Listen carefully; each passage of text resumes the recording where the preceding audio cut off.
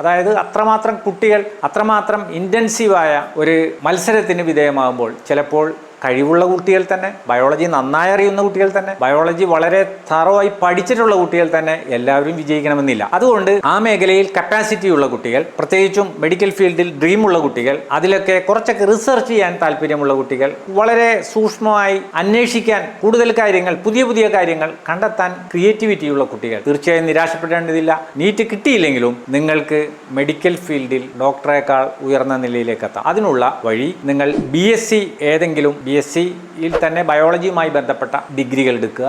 ഏറ്റവും നല്ലത് BSc zoology എടുക്കാവുന്നതാണ്, ബോട്ടണി എടുക്കാവുന്നതാണ്, ബയോ ഇൻഫർമാറ്റിക്സ് എടുക്കാവുന്നതാണ്, ബയോടെക്നോളജി എടുക്കാവുന്നതാണ്. ഇത്തരത്തിലുള്ള ഏതെങ്കിലും ഒരു സബ്ജക്റ്റ് എടുത്ത് MScക്ക് നിങ്ങൾ മെഡിക്കൽ ഫീൽഡുമായി ബന്ധമുള്ള സബ്ജക്റ്റുകൾ എടുക്കുകയാണെങ്കിൽ വൈറോളജി എടുക്കാവുന്നതാണ്, ഇമ്മ്യൂണോളജി എടുക്കാവുന്നതാണ്, എപ്പിഡമോളജി എടുക്കാവുന്നതാണ്, ക്ലിനിക്കൽ എംബ്രിയോളജി എടുക്കാവുന്നതാണ്, ക്ലിനിക്കൽ റിസർച്ച് എടുക്കാവുന്നതാണ്, ക്യാൻസർ റിസർച്ച് എടുക്കാവുന്നതാണ്. ഇത്തരത്തിലുള്ള നിരവധി സബ്ജക്റ്റുകൾ ഇപ്പോൾ പല കോളേജുകളിലും അവൈലബിൾ ആണ്.